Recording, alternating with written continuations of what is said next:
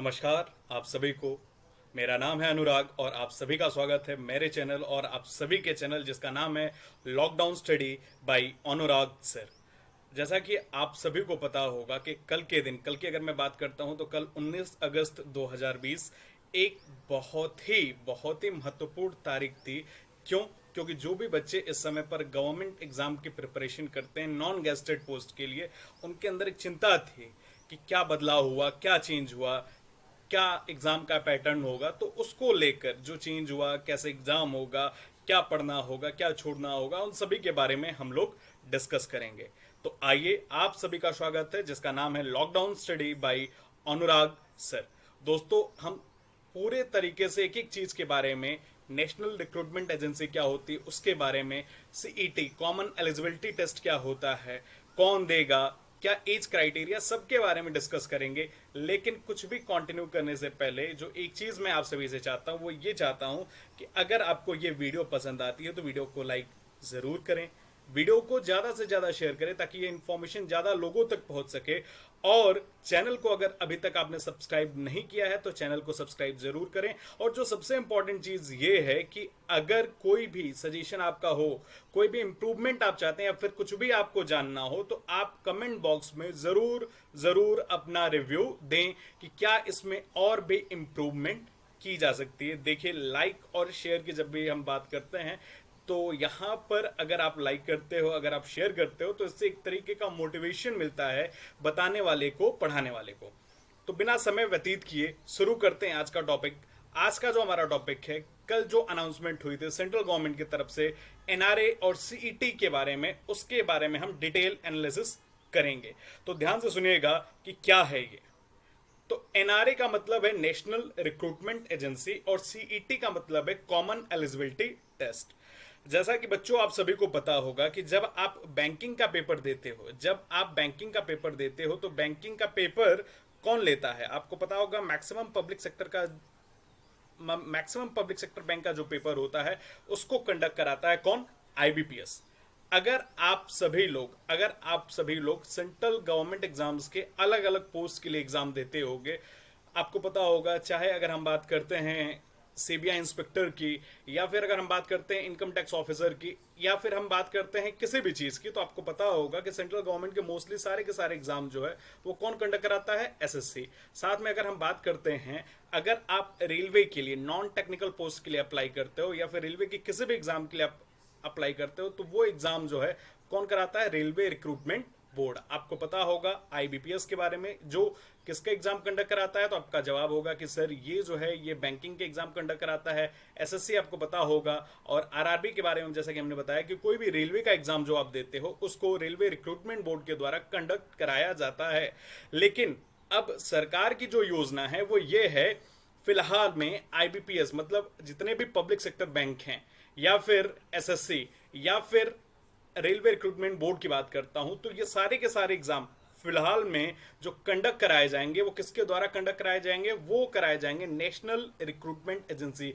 ध्यान रखिएगा दोस्तों, यहां पर बात हो रही है केवल सेंट्रल गवर्नमेंट से रिलेटेड नॉन गेस्टेड पोस्ट के जॉब के लिए। इसका मतलब ये है कि यहां पर क्या स्टेट के भी जो एग्जाम हैं उनको भी नेशनल रिक्रूटमेंट एजेंसी कंडक्ट कराएगा? क्या एनआरए ही स्टेट के भी एग्जाम कंडक्ट कराएगा? तो अभी फिलहाल के लिए जवाब है नहीं। हाँ, अगर स्टेट चाहता है कि उसका एग्जाम जो है एक सीईटी के पैटर्न पे हो तो हाँ बिल्कुल उसका स्वागत है। अगर कोई प्राइवेट इंस्टीट्यूशन भी चाहता है तो उसका भी बिल्कुल स्वागत है। लेकिन फिलहाल के लिए जो अनाउंसमेंट है वो केवल सेंट्रल गवर्नमेंट जॉब्स के लिए है, क्लास 2 और क्लास 3 जॉब्स के लिए। ये जो नया पैटर्न डिस्क्राइब किया गया है सरकार के द्वारा, जिसको हम बोल रहे हैं कॉमन एलिजिबिलिटी टेस्ट। कुल मिला के यहाँ पर आपको एक एग्जाम देना होगा, यहाँ पर आपका एक ऑब्जेक्टिव टाइप का एग्जाम होगा। अगर आप उसमें एक अच्छा मार्क अटेम्प्ट कर पाते हो, सभी के लिए, चाहे वो आरआरबी हो, चाहे एसएससी हो, या फिर आईबीपीएस का एग्जाम हो,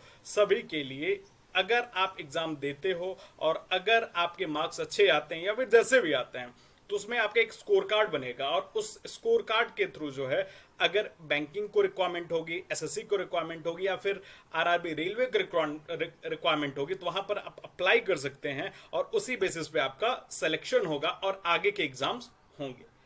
तो आई थिंक आप सभी को कुछ चीजें जो हैं समझ में आ रही होंगी। कुल मिला के मोटा मोटी ये समझिए कि फिलहाल जो एग्जाम होंगे बैंकिंग के वो आईबीपीएस नहीं कंडक्ट कराएगा। सेंट्रल गवर्नमेंट के जो क्लास 2 और क्लास 3 ग्रेड के एग्जाम होंगे उसको भी अगर देखा जाए तो एसएससी कंडक्ट नहीं कराएगा। रेलवे रिक्रूटमेंट बोर्ड अब नॉन टेक्निकल पोस्ट के लिए कोई एग्जाम कंडक्ट नहीं कराएगा। ये सारे एग्जाम कौन कंडक्ट कराएगा? तो ये सारे एग्जाम कंडक्ट कराएगा नेशनल रिक्रूटमेंट एजेंसी, मतलब कि एनआरए, नेशनल रिक्रूटमेंट एजेंसी के द्वारा ये एग्जाम कंडक्ट कराया जाएगा। देखिए जैसे लिखा भी है यहाँ पर, आप पढ़ भी सकते हो, it's a common eligibility test for IBPS, SSC and Indian railway. जिन बच्चों को नहीं पता है आईबीपीएस का मतलब, उसका मतलब होता है institute of banking personnel selection, और अगर एसएससी की बात करते हैं तो स्टाफ सिलेक्शन कमीशन की बात हो रही है। ठीक है, चलिए आगे चलते हैं। तो भैया कल जो चीजें बताई गई हैं उसके बारे में यहां पर कुछ चीजें दी गई हैं, जैसा कि आप लोग यहां पर देख सकते हो। तो यहां पर लिखा है, in a move to streamline the recruitment process for a non-gazetted post in the central government and public sector banks, Union Cabinet approved setting the National Recruitment Agency. The new agency will conduct a common eligibility test for all the competitive examination। और यहाँ पर आप देख सकते हो कि ये सारी चीज़ें जो हैं हमने यहाँ पर हिंदी में भी मेंशन की है। तो जो बच्चे जिनको इंग्लिश बहुत अच्छी नहीं आती है वो यहाँ पर देख सकते हैं और जान सकते हैं। फिर भी मैं इसका मतलब आपको बता देना चाहता हूँ। इसका सिंपल सा मतलब ये है कि अब जो भी एग्जाम होंगे नॉन गैजेटेड पोस्ट के, सेंट्रल गवर्नमेंट के, पब्लिक सेक्टर बैंक्स के हों या फिर एसएससी के हों या फिर रेलवे के हों, ये सारे के सारे एग्जाम जो है एनआरए, नेशनल, जैसा कि आप देख सकते हो कौन कंडक्ट कराएगा, नेशनल रिक्रूटमेंट एजेंसी के द्वारा कंडक्ट कराया जाएगा। और ये जो टेस्ट कंडक्ट होगा, तो यहां पर देख सकते हैं लिखा है कि the new agency will conduct the common eligibility test. उस टेस्ट को हम क्या बोलेंगे? उसको हम बोलेंगे सीईटी, जहां पर आपको एक स्कोर कार्ड अवेलेबल किया जाएगा। और ये जो आपका स्कोर कार्ड होगा वो आपका 3 साल के लिए वैलिड होगा। कितने साल के लिए वैलिड होगा? 3 इयर्स के लिए। अच्छा, इसका मतलब ये नहीं होता है कि अगर आपने एक बार एग्जाम दे दिया और आपका स्कोर थोड़ा बुरा आया तो आप 3 साल बाद ही फिर वो एग्जाम अटेम्प्ट कर सकते हो, ऐसा नहीं। जैसा आप सभी को पता होगा कि कल जो अनाउंसमेंट की गई थी नेशनल रिक्रूटमेंट एजेंसी और सीईटी के बारे में, तो वहां पर प्रकाश जावड़ेकर या फिर जितेंद्र सिंह तोमर जो कि सेंट्रल गवर्नमेंट के मिनिस्टर्स भी हैं, उन्होंने साफ साफ इस चीज के बारे में बताया था कि जो नेशनल रिक्रूटमेंट एजेंसी है वो एक साल के अंदर 2 बार, कितनी बार? 2 बार जो है एग्जाम कंडक्ट करेगा। और जब तक किसी की एज क्राइटेरिया है तब तक वो एग्जाम अटेम्प्ट कर सकता है। बात क्लियर है आप सभी को? अच्छा, एक चीज आप सभी के माइंड में जरूर चल रही होगी, हमने कहा आईबीपीएस, हमने कहा एसएससी, हमने कहा रेलवे, इन सभी का जो एग्जाम होगा वो सेम होगा। जी हाँ, बिल्कुल सही सुना आप लोगों ने, बिल्कुल सेम होगा। जो पहला फर्स्ट पेपर होगा या फिर फेज 1 की बात करें वो सबके लिए सेम होगा। ठीक है, लेकिन जब रेलवे को जरूरत होगी तो रेलवे क्या करेगा? फिर आप अप्लाई करोगे स्कोर कार्ड के अकॉर्डिंग, जो आपकी रैंकिंग होगी उस हिसाब से जो है आप उसको अप्लाई करोगे, जो आपको अप्लाई करने में मदद करेगी। लेकिन फिर रेलवे जो है अपना खुद का एक एग्जाम कंडक्ट कराएगा, चाहे वो रिटर्न हो या फिर ऑब्जेक्टिव टाइप एग्जाम हो, वो कंडक्ट कराएगा या फिर इंटरव्यू कंडक्ट कराएगा। यही सेम चीज बैंकिंग के लिए भी होगी और यही सेम चीज जो है वो आपके सेंट्रल गवर्नमेंट की जो अलग अलग वैकेंसीज निकलती हैं, चाहे वो आपका इनकम टैक्स ऑफिसर हो, चाहे वो सीबीआई इंस्पेक्टर हो, चाहे वो आपका फूड कॉर्पोरेशन ऑफ इंडिया की बात हो। बात क्लियर है ना? ठीक चलते हैं आगे। अच्छा, आगे चलने से पहले एक डाउट और मैं आपका क्लियर कर देना चाहता हूं, वो ये कि याद रखिएगा कि ये जो national recruitment agency exam conduct कराएगी, यहां पर 3 लेवल, अगर हम बात करते हैं किसकी, अगर हम बात कर रहे हैं किसकी, नेशनल रिक्रूटमेंट एजेंसी, एक बात तो आप लोगों को क्लियर होगी कि एक साल के अंदर ये कितनी बार टेस्ट लेगा? सीईटी का टेस्ट कितना होगा? 2 टाइम्स जो है आपका सीईटी कॉमन एलिजिबिलिटी टेस्ट होगा। ये बात तो क्लियर है। ठीक, और एक बात और मैं आपको क्लियर कर देना चाहता हूं कि जो नेशनल रिक्रूटमेंट एजेंसी है वो 3 अलग अलग स्टैंडर्ड के एग्जाम कराएगा। एक जो एग्जाम होगा वो 10th स्टैंडर्ड का होगा, एक जो एग्जाम होगा वो 12th स्टैंडर्ड का होगा, और एक जो एग्जाम होगा वो ग्रेजुएशन स्ट्रीम पे बेस्ड ऑन होगा। आई थिंक ये सारी चीजें आप सभी को क्लियर होगी। अब चलते हैं आगे, देखते हैं क्या क्या चीजें और भी हैं। ठीक है, जैसा कि आप लोग देख सकते हो तो ये हमारे देश के जो प्राइम मिनिस्टर है मिस्टर नरेंद्र मोदी, जिनकी कॉन्स्टिट्यूंसी वाराणसी है, उनका ये ट्वीट है। वो ट्वीट में वही चीज बताया है जो चीज हम आपको बता रहे हैं। इनका कुल मिला के कहना यह है कि सीईटी आने से बहुत सारी डिफिकल्टीज जो बच्चों को फेस करनी होती है, वो सारी की सारी डिफिकल्टीज जो है वो रिजॉल्व हो जाएंगी। वो बात अलग है कि वैकेंसीज गवर्नमेंट कितनी ज्यादा निकालेगा, क्योंकि आप लोग देख सकते हो कि फिलहाल जो सरकार है वो मैक्सिमम क्या कर रहा है, वो प्राइवेटाइजेशन पे ज्यादा फोकस कर रहा है। खैर छोड़िए, अभी जो भी गवर्नमेंट की वैक्सीन जो भी वैकेंसीज आएंगी वो नरेंद्र मोदी जी के हिसाब से वो यंगस्टर के लिए थोड़ा हेल्पफुल होगी। इससे क्या होगा, उनका टाइम भी सेव होगा, साथ में उनका रिसोर्सेज भी सेव होगा। साथ में अगर देखा जाए तो जो बहुत ज्यादा फी उनको पे करनी होती थी अलग अलग फॉर्म को फिल करने के लिए, इसके बाद ट्रांसपोर्टेशन कॉस्ट जो आती थी, स्पेशली जो महिलाएं होती हैं, जो वुमेन्स होती हैं, लड़कियां होती हैं, उनको बहुत तकलीफ होती है एक शहर से दूसरे शहर में जाने के लिए। वो सारी की सारी समस्या यहाँ पर रिजॉल्व कर दी जाएंगी नेशनल रिक्रूटमेंट एजेंसी के द्वारा। ये कहना है किसका, ये कहना है हमारे देश के प्राइम मिनिस्टर नरेंद्र मोदी के द्वारा, कि हर एक तरीके की जो प्रॉब्लम है, हर एक तरीके की जो प्रॉब्लम है वो आपके रिजॉल्व हो जाएगी। ठीक है, तो ये है ट्वीट किसका, मोदी जी का। कुछ और भी ट्वीट्स हैं जो आप देख सकते हो, इनको तो आप लोग पहचानते होंगे मास्क में। अच्छा, नाम भी लिखा है, कौन है ये हमारे जावड़ेकर साहब हैं। ये हैं प्रकाश जावड़ेकर, जानते होंगे आप लोग। प्रकाश जावड़ेकर साहब की अगर मैं बात करता हूं तो कल इन्होंने बहुत सारी चीजें एनआरए के बारे में बताया था। देख सकते हैं, जैसा कि मोटा मोटा इनका कहना ये था कि government approves national recruitment agency for a common eligibility test for the government PSB jobs. सरकारी नौकरियों के लिए जो कि सेंट्रल गवर्नमेंट निकालती है, उसके लिए जो है एनआरए टेस्ट कंडक्ट कराएगा। और ये चेहरा जो आप लोग देख रहे हो, ये चेहरा, ये किसका चेहरा है पता है आप लोगों को? जी हाँ, हो सकता है पता हो आप लोगों को। ये चेहरा है किसका, ये हैं जितेंद्र सिंह तोमर। ये भी कैबिनेट मिनिस्टर हैं। अगर देखा जाए तो यहाँ पर क्या लिखा है, यहाँ पर लिखा है कि सरकारी नौकरी के पदों पर भर्ती के लिए ऑनलाइन सीईटी आयोजित होने से आवेदनकर्ताओं की मुश्किलें हुई आसान। जितेंद्र सिंह। ठीक है, अभी भी बहुत सारी चीजें हैं जो आपसे चर्चा करनी है, क्या होगा, कैसे होगा, एक एक करके इन सारी चीजों को देखते हैं। चलते हैं आगे। जैसा कि आप लोग यहां पर देख सकते हो, तो यहां पर लिखा है the proposal for a national recruitment agency was first introduced by the finance minister Nirmala Sitharaman in the union budget 2020। और यहां पर वो जो फंड है उसके बारे में डिस्कस किया गया है कि यूनियन बजट 2020 में कितना फंड जो है वो नेशनल रिक्रूटमेंट एजेंसी को ट्रांसफर किया गया था। तो भैया वो फंड जो है वो है 1517.57 करोड़, मतलब करीब करीब 1517 करोड़ ये अमाउंट जो है एनआरए को दिया गया है एग्जाम कंडक्ट कराने के लिए। बहुत सारे, एक साल के लिए नहीं, एक साल से ज्यादा 2 या 3 साल के लिए पैसे जो है यूटिलाइज करेगा कौन, एनआरए, ताकि वो आने वाले जो एग्जाम हैं उसको वो बहुत आराम से कंडक्ट करा सके। हिंदी में देखिए लिखा भी है, राष्ट्रीय भर्ती एजेंसी, जैसा कि आप लोग पढ़ सकते हो, लिखा है राष्ट्रीय भर्ती एजेंसी का प्रस्ताव सबसे पहले वित्त मंत्री निर्मला सीतारमन ने केंद्रीय बजट 2020 में पेश किया था। सरकार ने 1517.57 करोड़ मंजूर किए, मतलब इसके लिए इतने फंड आवंटित किए जा चुके हैं। याद रखिएगा, जब भी हम बजट की बात करते हैं तो बजट जो है वो हमेशा first working day of Feb को ही प्रेजेंट किया जाता है। और बजट की जो टाइमिंग होती है वो कितनी बजे होती है, वो सुबह के 11 बजे होती है। सुबह के 11 बजे first working day of Feb. ठीक है, चलिए आगे की बात करते हैं। हालांकि देखिए, बजट तो हम इसको आम बोलचाल के लैंग्वेज में बोलते हैं। बजट की अगर हम बात करते हैं तो बजट का जो एक्चुअल नाम होता है वो होता है एनुअल फाइनेंशियल स्टेटमेंट। याद रखिएगा, एनुअल फाइनेंशियल स्टेटमेंट। ठीक है, आगे की बात करते हैं।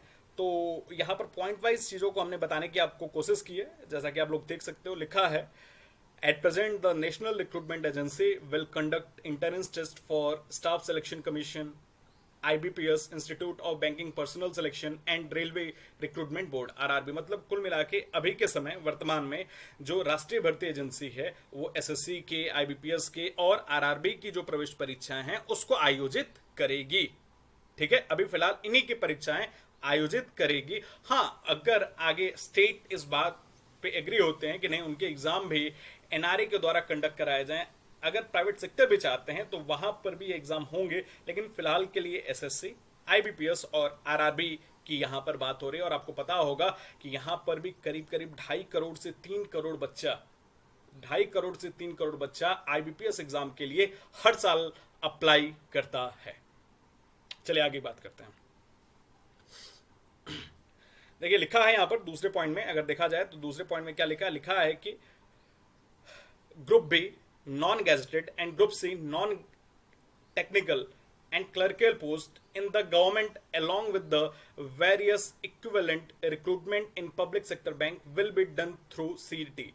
NRA will conduct preliminary examination for all these recruitment. मतलब कि अगर मैं ग्रुप बी की बात करता हूं या ग्रुप सी की बात करता हूं, सरकार में लिपिक पदों के साथ साथ सार्वजनिक क्षेत्र के बैंकों में विभिन्न समकक्ष भर्ती सीईटी के माध्यम से की जाएगी। मतलब कुल मिला के यही कहना है कि जो एनआरए सीईटी का एग्जाम कंडक्ट कराएगा उसी के थ्रू ग्रुप बी और ग्रुप सी की जो भी रिक्रूटमेंट होगी, चाहे वो बैंकिंग की बात हो, चाहे वो सार्वजनिक क्षेत्र में रेलवे की बात हो, या फिर अगर मैं बात करता हूं लिपिक पदों की बात करते हैं, तो वहां पर जो भर्तियां होंगी वो सीईटी के माध्यम से ही की जाएंगी। ठीक है, चलिए आगे बात करते हैं। फिर थर्ड पॉइंट की अगर मैं बात करता हूं तो थर्ड पॉइंट आप लोग देख सकते हो, तो यहां पर लिखा है कि the multi agency body will conduct a separate CET for the 3 levels of graduate, higher secondary and the matriculate. जो कि हमने अभी बताया आपको कि यहां पर जो मल्टी एजेंसी बॉडी की बात हो रही है, सीईटी कॉमन एलिजिबिलिटी टेस्ट की जो बात हो रही है, वो 3 अलग अलग लेवल पे डिजाइन किया गया है। 3 अलग अलग की मैं बात करता हूं तो 10th लेवल के लिए अलग होगा, 12th लेवल के लिए जो पेपर होगा वो अलग होगा, और ग्रेजुएशन स्टैंडर्ड के लिए जो पेपर होगा वो अलग होगा। याद रखिएगा ये एग्जाम जो है 3 अलग अलग लेवल पे कंडक्ट किया जाएगा, जो कि नॉन गैजेटेड और नॉन टेक्निकल पोस्ट के लिए किया जाएगा। किसके द्वारा? नेशनल रिक्रूटमेंट एजेंसी के द्वारा। आई थिंक ये बात आपको क्लियर है। चलिए आगे बात करते हैं। यहां पर कंफ्यूज ना होइएगा, एनआरए जो है पूरे साल में 2 बार ये जो टेस्ट होगा सीईटी का उसको वो कंडक्ट कराएगा। ठीक है, आगे बात करते हैं। तो भैया फोर्थ पॉइंट पे आते हैं। तो फोर्थ पॉइंट पे यहां पर क्या लिखा है कि सीईटी स्कोर स्तर पर की गई स्क्रीनिंग के आधार पर भर्ती के लिए अंतिम चयन परीक्षा के अलग अलग विशिष्ट स्तर, सेकेंड, थर्ड आदि के माध्यम से किया जाएगा, जो संबंधित भर्ती एजेंसियों द्वारा आयोजित किया जाएगा। देखिए इसका सिंपल सा मतलब ये है कि अगर मैं बात करता हूं, जब आप एग्जाम दोगे, जो कि सीईटी का स्कोर कार्ड होगा, जब आप एग्जाम दोगे तो आपके कुछ मार्क्स आएंगे, उस पर आपका एक स्कोर कार्ड होगा जिसको हम बोलते हैं स्कोर स्तर। तो उस स्कोर कार्ड के आधार पर आपको अलग अलग जो रिक्रूटमेंट एजेंसीज हैं वहां पर आपको एग्जाम देने का मौका मिलेगा, जैसे कि रेलवे में, जैसे कि बैंकिंग में, जैसे कि आपके एसएससी के जो एग्जाम्स होते हैं उनके लिए, लिपिक पदों के जो एग्जाम्स होते हैं उनके लिए। तो वहां पर आपका एक दूसरा एग्जाम कंडक्ट किया जाएगा जो उनको ज़रूरत है, जो उनको लगता है कि नहीं हमारे यहाँ इस टाइप की वर्किंग होती है, तो उस हिसाब का वो पेपर सेट करेंगे। तो वही लिखा है कि जो लेवल होगा 2 and 3 आदि, ये सारी चीज़ें जो हैं वो आयोजित कराएगा, उनको वो देखेगा। बात क्लियर है ना? जैसे कि हम आपको यहाँ पर ये बात क्लियर कर देते हैं, यहीं पर ये चीज़ समझने लायक है कि बैंकिंग हो, एसएससी हो या रेलवे हो, इन सभी का जो पेपर होगा शुरू का, इन सभी का जो पेपर 1 होगा वो सेम होगा। इसके बाद जो अलग अलग रिक्रूटमेंट एजेंसीज हैं बैंकिंग की या फिर रेलवे की, उनका अलग पेपर होगा, उनका एक अलग पेपर होगा, उनका एक अलग इंटरव्यू टाइप होगा, वो आयोजित करेंगे। लेकिन ये सीईटी स्कोर स्तर पे ही डिपेंड करता है। ठीक है, आगे की बात करते हैं। नेक्स्ट चलते हैं। जैसा कि अभी हमने आपको बताया था, द स्कोर ऑफ सीईटी, जैसे कि आप लोग देख सकते हो, तो क्या लिखा है यहाँ पर? The score of CET will be valid for 3 years। याद रखिएगा कि 3 years के लिए जो है जो सीईटी का स्कोर कार्ड होगा वो वैलिड होगा। इसका मतलब ये नहीं होता अगर आप बीच में कभी भी एग्जाम देना चाहते हो, अगर आप एज क्राइटेरिया के अंदर आते हो तो आप मल्टीपल टाइम्स ये एग्जाम दे सकते हो। तो आगे पढ़ते हैं क्या लिखा है कि the score of CET will be valid for 3 years। These shall be no restriction on the number of attempts to be taken by a candidate to appear in the CET subject to the upper age limit the statement seat. मतलब कुल मिला के जो हमने आपको बताया है वही चीज है। सीईटी हिंदी में एक बार पढ़ लेते हैं क्या लिखा है यहाँ पर। जैसा कि आप लोग देख सकते हो हिंदी में लिखा है सीईटी का जो स्कोर है वो 3 साल के लिए वैध होगा। कितने साल के लिए वैध होगा भैया? तो वो 3 साल के लिए वैध होगा। बयान में कहा गया है कि उम्मीदवार द्वारा सीईटी विषय में ऊपरी आयु सीमा में उपस्थित होने के लिए किए जाने वाले प्रयासों की संख्या पर कोई प्रतिबंध नहीं होगा। मतलब आप कितनी बार एग्जाम दोगे इस पे कोई बाउंडेशन नहीं होगा, 3 टाइम्स 4 टाइम्स 5 टाइम्स। तो इसकी कोई चिंता करने की जरूरत आप सभी को नहीं है। ठीक है, चलते आगे।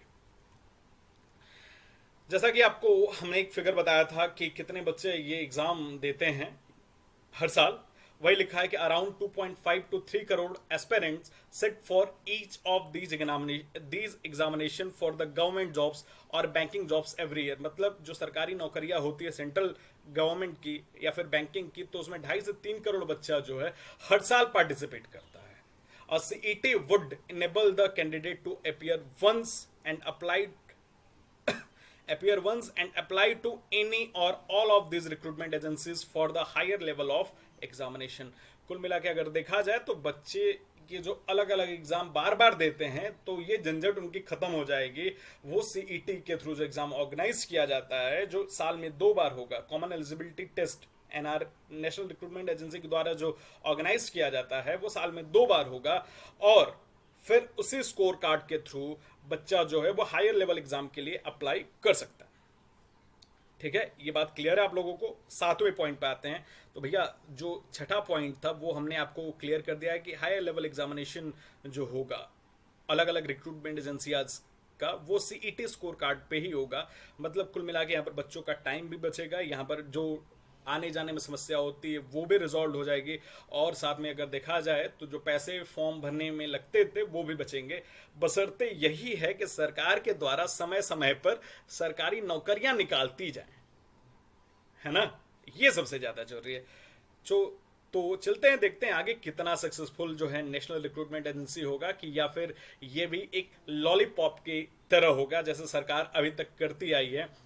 अगर देखा जाए तो आरक्षण के मुद्दे पे, रिजर्वेशन के मुद्दे पर एक ऐसा मुद्दा है जिसपे सरकार जो है सभी समुदाय को खुश करने की कोशिश करती है। ठीक, एग्जाम हो रहे हैं, एग्जाम हो भी रहे हैं तो रिजल्ट आ रहे हैं कि नहीं उससे कोई मतलब नहीं है, कितनी वैकेंसीज आ रही हैं उससे कोई मतलब नहीं है। हाँ, अच्छा इनको रिजर्वेशन चाहिए, ठीक है इनको रिजर्वेशन दे दो, इनको रिजर्वेशन चाहिए, ठीक है इनको दे दो, कहा कि हमारा वोट बैंक जो है वो खराब नहीं होना चाहिए। ठीक है, इन सभी को रिजर्वेशन दे दो। वैकेंसीज आएंगी कि नहीं आएंगी या फिर कम आएंगी कि ज्यादा आएंगी वो तो बात की बात है। ठीक है, जैसा कि बहुत सारे एग्जाम्पल है, जैसा कि आपने देखा कि हमारे हिसाब से तो रिजर्वेशन जो है वो होना ही नहीं चाहिए, किसी भी टाइप का रिजर्वेशन नहीं होना चाहिए, किसी भी टाइप का इनकम बेस्ड या फिर किसी भी टाइप का रिजर्वेशन होना ही नहीं चाहिए। तो अभी आप लोगों ने देखा तो यहाँ पर जनरल कैटेगरी को बच्चों को खुश करने के लिए यहाँ पर सरकार ने क्या किया, 50% अप्रॉक्स रिजर्वेशन था, 10% और भी बढ़ा दिया, है ना, 10% और भी रिजर्वेशन बढ़ा दिया, 60% टोटल रिजर्वेशन हो गया, और केवल 40% ऐसी सीट्स बची हैं, रिमेनिंग बची हैं जो कि नॉन रिजर्व्ड हैं। सेंट्रल गवर्नमेंट की अगर मैं बात करता हूं तो वहां पर, चलिए छोड़िए इन मुद्दों पे अभी बहुत ज्यादा चर्चा नहीं करेंगे। 7वें पॉइंट पे आते हैं। तो 7वें पॉइंट पे क्या लिखा है, तो लिखा है the CET would be available in a number of languages. कुल मिला के अगर देखा जाए तो यहाँ पर ध्यान दीजिएगा, तो यहाँ पर लिखा है कि सीईटी का जो एग्जाम होगा वो बहुत सारी अलग अलग भाषाओं में उपलब्ध होगा। नंबर ऑफ लैंग्वेजेस की बात करें तो फिलहाल जो सरकार ने बताया है कि वो 12 अलग अलग 12 लैंग्वेजेस, 12 अलग अलग भाषाओं में ये पेपर जो है ऑर्गेनाइज किया जाएगा। पहले ये जो पेपर होता था वो केवल 2 लैंग्वेज में ही मोस्टली होता था, इंग्लिश और हिंदी। अब 2 से ज्यादा भाषाओं में ये पेपर हुआ करेगा, 12 अलग अलग लैंग्वेजेस होंगे। नेक्स्ट क्या लिखा है, this would greatly facilitate people from different parts of the country to take exam and have an equal opportunity to being selected exceed। कुल मिला के अगर देखा जाए तो यहाँ पर जो लैंग्वेज प्रॉब्लम थी, बैरियर था, वो रिजॉल्व हो जाएगा। चाहे कोई बंगाली बोलता है, गुजराती बोलता है या फिर कोई भी लैंग्वेज बोलता है तो वो बैरियर खत्म हो जाएगा। एक बात और मैं आपको बता देता हूं, अब जो सीईटी का एग्जाम होगा वो पूरी तरीके से किस पे बेस्ड ऑन होगा, वो कंप्यूटर बेस्ड ऑन टेस्ट होगा। आपको पता होगा वैसे भी जो चाहे आईबीपीएस की बात करें, चाहे हम आरआरबी रेलवे रिक्रूटमेंट बोर्ड की बात करें, चाहे हम स्टाफ सिलेक्शन कमीशन की बात करें, ये सारे एग्जाम वैसे भी ऑनलाइन होते हैं। और जो सीईटी का भी एग्जाम होगा वो भी आपका टोटली ऑनलाइन एग्जाम बेस्ड ही होगा। ठीक है, अब आगे क्या लिखा है, अगर 8वां पॉइंट देखा जाए तो 8वां पॉइंट लिखा है कि इस परीक्षा के लिए पाठ्यक्रम सामान्य होगा, जो नॉर्मल होता है एग्जाम के लिए, maths, reasoning, English, Hindi, GS, GA, वही होगा, क्योंकि यह मानक होगा, यही मानक होगा। इसमें उन अभ्यर्थियों का बोझ बहुत कम हो जाएगा जो वर्तमान में प्रत्येक परीक्षा के लिए अलग अलग पाठ्यक्रम के अनुसार तैयारी करने के लिए आवश्यक है। मेरी बात समझ में आ रही है ना? जैसे कि एग्जाम्पल के तौर पे अगर हम बात करें तो जो बैंकिंग का एग्जाम होता है जिसको हम बोलते हैं आईबीपीएस, ठीक है, जो रेलवे का एग्जाम होता है और जो एसएससी का एग्जाम होता है, हालांकि देखा जाए तो सभी में मैथ्स, रीजनिंग, इंग्लिश, जीए या फिर जीएस, जनरल स्टडी ही आती है, लेकिन हाँ एग्जाम का जो पैटर्न होता है, जो तरीका होता है, लेवल ऑफ क्वेश्चंस होते हैं वो अलग अलग होते हैं। लेकिन अब फर्स्ट फेज के लिए सभी का जो लेवल होगा वो क्या होगा, सेम होगा। मतलब ऐसा नहीं है कि इंग्लिश बहुत ज़्यादा कॉम्प्लिकेटेड होगी किसके लिए, आईबीपीएस के लिए, जो कि होती थी, अब वही होगी जो एसएससी या रेलवे के लिए होगी। फर्स्ट लेवल की बात हो रही है। सेकंड और थर्ड तो जो एग्जाम कंडक्ट कराएगा, जो ऑर्गेनाइजेशन कराएगी, उस पर डिपेंड करता है कि वो किस टाइप का पेपर लेता है। चलिए आगे की बात करते हैं। आगे की अगर बात करते हैं तो यहाँ पर लिखा है, जैसा कि आप पढ़ सकते हैं, लिखा है कि the NRA will set up for examination centre in every district. कुल मिला के अगर देखा जाए तो अभी जो योजना है वो ये है कि हर एक डिस्ट्रिक्ट में, हर एक जिला में जो है एनआरए अपना एग्जामिनेशन सेंटर जो है सेट करेगा, जो कि मदद करेगा यूथ को, वुमेन्स को, या फिर रूरल एरिया में, फिर बहुत दूर दराज एरिया में रहने वाले लोगों को, उनको बहुत दूर एग्जाम देने की जरूरत नहीं, उनको दिल्ली बंबई जाने की कोई ज़रूरत नहीं है, वो अपने ज़िले से एग्ज़ाम दे सकते हैं। और फिलहाल जो अभी कल अनाउंसमेंट की गई उसमें साफ साफ एक बात क्लियर कर दी गई है, वो ये बात क्लियर की गई है, वो क्या बात क्लियर की गई, वो ये बात की क्लियर, अभी फिलहाल के लिए हर एक स्टेट में जो है वो नेशनल रिक्रूटमेंट एजेंसी का एक सेंटर तो होगा, ये तो कंपलसरी है।